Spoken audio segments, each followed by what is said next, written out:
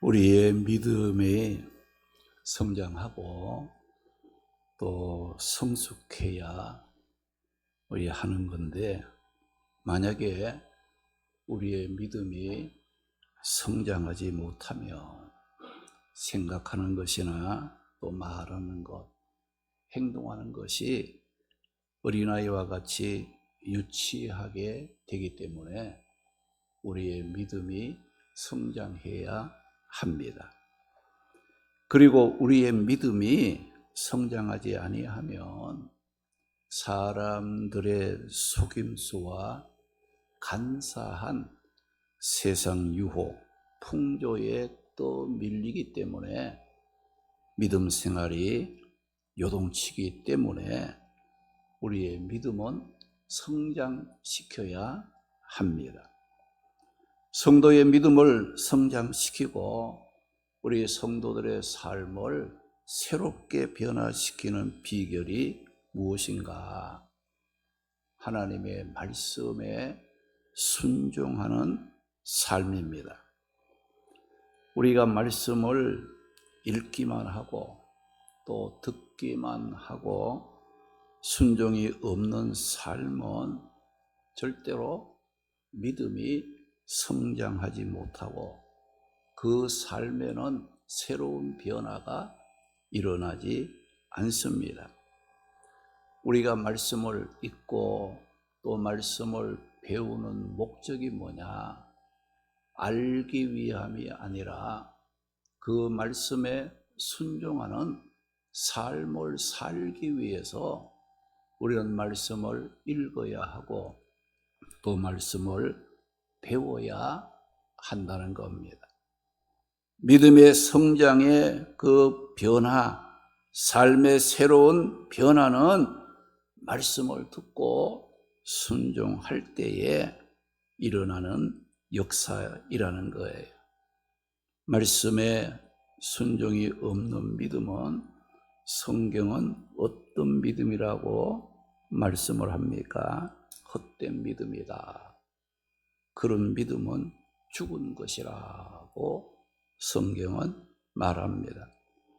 야고보 2장 17절에 보게 되면 이와 같이 행함이 없는 믿음은 그 자체가 죽은 것이라고 말씀을 했고, 야고보 2장 20절에 보게 되면 행함이 없는 믿음을 헛것이라고 말씀을 했는데, 여기 헛것이라는 말은 무슨 뜻입니까?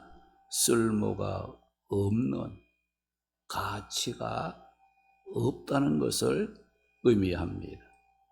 우리의 믿음이 무엇을 통해 성장하고 또 무엇을 통해 온전해지고 있습니까? 야고보 2장 22절의 말씀 보니까 네가 보거니와 믿음이 그의 행함과 함께 일하고 행함으로 믿음이 온전하게 되었느니라고 말씀을 하고 있습니다. 믿음은 행함을 요구하고 행함, 이 순종은 우리의 믿음을 온전하도록 만들어 주는 겁니다. 여기 온전이라는 말은 무엇을 이루다, 무엇을 완성시키다는 뜻으로 최고의 단계에 이르는 것을 말할 때 온전하다고 말을 합니다. 믿음의 최고의 단계는 어떤 단계를 말하느냐? 말씀을 듣고 그 말씀에 순종하는 믿음을 온전한 믿음이라. 그 믿음은 최고의 단계에 이르는 믿음이라고 말한다는 겁니다. 예수님께서 산상에서 보석 같은 말씀을 전하신 후에 그 말씀을 들은 사람들에게 결론적으로 주신 말씀이 어떤 말씀입니까? 우리가 잘 아는 마태복음 7장 24절에서 22절, 27절에 보게 되면 누구든지 나의 말을 듣고 행하는 자는 그 집을 반석 위에 지은 지혜로운 사람과 같아서 비바람 불고 창수가 나 부딪혀도 그 집은 무너지지 않는다고 말씀을 하시고, 반대로 나의 이 말을 듣고 행하지 아니하는 자는 모래 위에 지은 집과 같아서 비바람이 불고 창수에 부딪히게 되게 되면 그 집은 심하게 무너진다라고 말씀을 했습니다. 이것을 보게 되면 우리의 삶에 말씀의 순종이 얼마나 중요한가를 깨닫고 우리는 말씀 앞에 순종의 걸음을 내디딜 줄 알아야 합니다. 오늘 함께 읽은 본문의 말씀은 이스라엘 백성들이 요단강을 건너 약속의 땅 진입을 앞두었을 때 요단강이 그들의 앞길을 가로막고 있었습니다. 그때 하나님께서 그 요단강을 무사히 건널 수 있는 방법을 알려주신 말씀입니다. 우리가 강을 건너려면 일반적인 보통 상식으로는 다리를 통해 건널 수 있고 또는 배를 이용해서 건널 수도 있고, 이것도 아니면 뗏목을 만들어 건너갈 수도 있습니다. 그런데 요단강을 건너야 했던 여호수아에게 하나님께서 어떤 말씀을 하셨다겠습니까?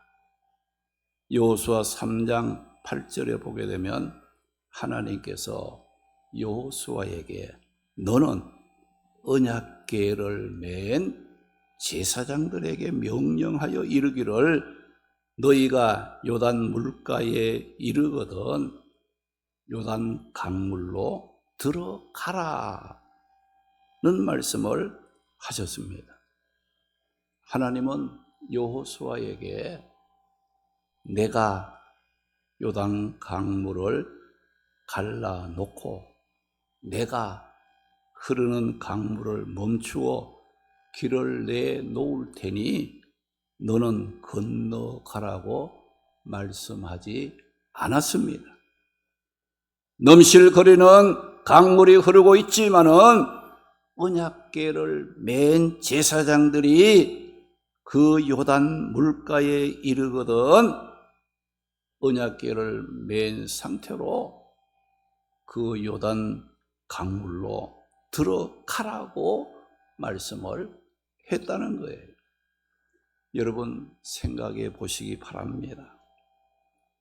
강물이 넘실거리며 흘러가고 있는데 그냥 그 강물로 들어간다는 것은 죽을 수 있는 매우 위험한 행동입니다. 그런데 하나님께서 요구하신 것은 요단 강물이 넘실거리며 흐르던 들어가면 죽을 것 같은 위험이 있던 거기에 상관하지 말고 언약궤를 맨 제사장들에게 요단 강물로 들어가라 그 말씀을 했다는 겁니다. 그런데 우리 성도들이 여기에서 기억해야 할 일이 있습니다. 하나님은 하나님을 믿고 따르는 자기 백성들에게 우리 성도들에게 인간의 생각과 방법과는 전혀 맞지 않는 말씀을 하실 때도 있고 그 말씀에 순종을 요구하실 때가 많이 있다는 겁니다. 이런 경우에 우리는 어떻게 해야 되겠습니까? 내 생각에, 내 마음에, 내 경험에 맞지 않는다고 해서 나는 못합니다. 이런 자세를 볼 수도 있을 겁니다. 우리는 내 경험이나 내 상식이나 세상적인 방법에 맞지 않는 하나님의 말씀을 하시고 그 말씀에 순종하라고 할 때 우리는 지혜와 명철이 한이 없으신 하나님의 뜻을 우리 인간의 머리로는 다 헤아려 알 수 없지만은 순종을 요구하실 때는 분명 우리를 향한 하나님의 선한 뜻이 있다는 것을 알고 그 말씀에 순종의 걸음을 내디딜 줄 알아야 한다는 겁니다. 오늘 말씀에 인간의 생각을 적고 말씀에 순종하여 요단 강물에 들어가면 어떤 역사가 일어난다고 했습니까? 생각에 맞지 않고 방법이 안 맞아 보여도 하나님의 말씀을 듣고 순종하여 요단 강물로 들어가면 위에서부터 흐르던 요단 강물이 끊어져 서리라고 말씀하셨어요. 13절 말씀에 보면 온 땅의 주 여호와의 계를 맨 제사장들의 발바닥이 요단물을 밟고 멈추면 요단물 곧 위에서부터 흘러내리던 물이 끊어지고 한 곳에 쌓여 서리라고 말씀을 했습니다. 그런데 언약궤를 맨 제사장들이 이 하나님의 말씀에 순종하여 요단 강물을 자신들의 발로 밟고 들어섰을 때 어떤 일들이 일어났다고 말씀합니까? 15절 16절에 보면 흐르던 강물이 끊어지고 쌓임으로 이스라엘 백성들이 여리고 앞으로 바로 건너갈 수 있었다라고 말씀을 하십니다. 하나님의 말씀은 인간의 말이 아닙니다. 약속하신 말씀에 순종하면 약속하신 말씀 그대로 이루어 가시는 하나님이시라는 것을 우리는 믿어야 합니다. 하나님은 인간이 아니시기 때문에 시건하지 않습니다. 우리를 속이지 않는다는 거예요. 말씀하시면 그 말씀하신 대로 실행하시는, 이루어 가시는 능력의 하나님이시기 때문에 우리는 말씀 앞에 겸손하고 또 말씀 앞에 순종할 줄 아는 그런 삶을 살아갈 수 있어야 합니다. 우리의 신앙생활이 성장하고 성숙했는가는 무엇을 보고 알 수 있습니까? 하나님의 말씀 앞에 순종하는 모습을 보고 내 믿음이 성장했구나, 내 믿음이 성숙한 단계에 이르렀구나 하는 것을 알 수 있다는 겁니다. 여러분 자신의 믿음이 어느 정도인가 알고 싶지 않습니까? 내 믿음의 수준이 어느 정도인가를 여러분들 아는 그 방법이 뭐냐? 내가 말씀을 읽고 듣고 아는 것만큼이 내 믿음이 아니고 내가 말씀 앞에 순종하는 만큼이 그것이 내 믿음의 분량이라는 것, 그것이 내 믿음의 수준이라는 것을 여러분들이 알아야 합니다. 이스라엘 백성들이 출애굽 후에 물을 건너는 두 번의 사건이 있었지요. 하나는 홍해를 건넌 사건이고, 또 다른 하나는 오늘 말씀의 요단강을 건넌 사건입니다. 그런데 홍해는 어떻게 갈라졌습니까? 모세가 지팡이를 든 손을 내밀었을 때 홍해가 갈라졌어요. 그러면 요단강은 어떻게 갈라졌습니까? 언약궤를 맨 제사장들이 하나님의 말씀에 순종하여 요단 강물로 들어갔을 때 갈라지는 역사가 일어났다는 겁니다. 오늘 우리의 성도들은 홍해의 방식과 요단강의 방식을 알고 신앙생활을 해야 됩니다. 홍해의 방식은 멈추어 서서 하나님께서 행하시는 기적을 기다리는 믿음의 방식이고, 요단강의 방식은 하나님의 약속의 말씀을 붙잡고 순종하는 방식이라는 겁니다.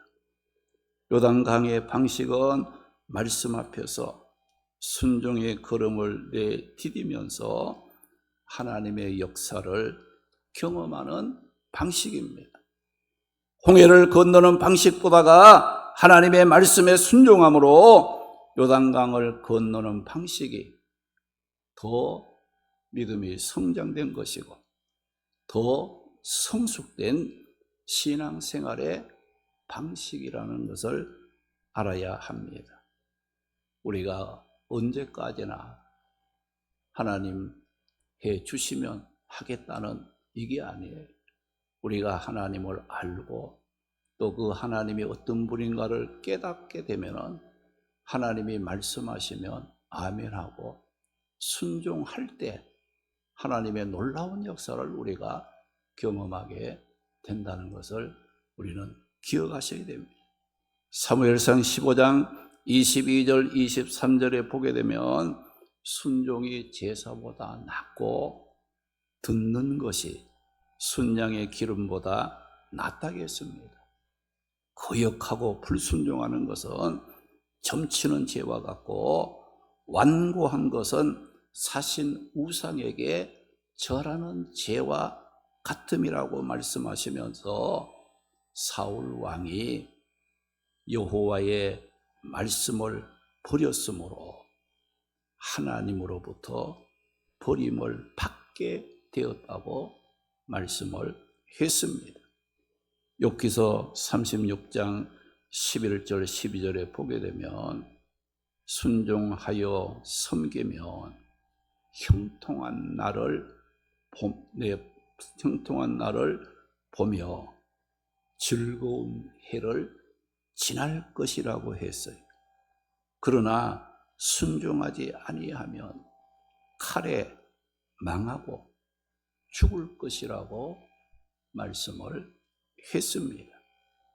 우리 모두 이제부터는 하나님 앞에서 주여 주여만 하면서 기다리지 말고 약속의 말씀을 붙잡고 적극적으로 순종의 걸음을 내디딤으로 일마다 때마다 하나님의 살아계심을 경험하며 축복 가운데 살아가는 성도들이 되시기를 주님의 이름으로 축원합니다.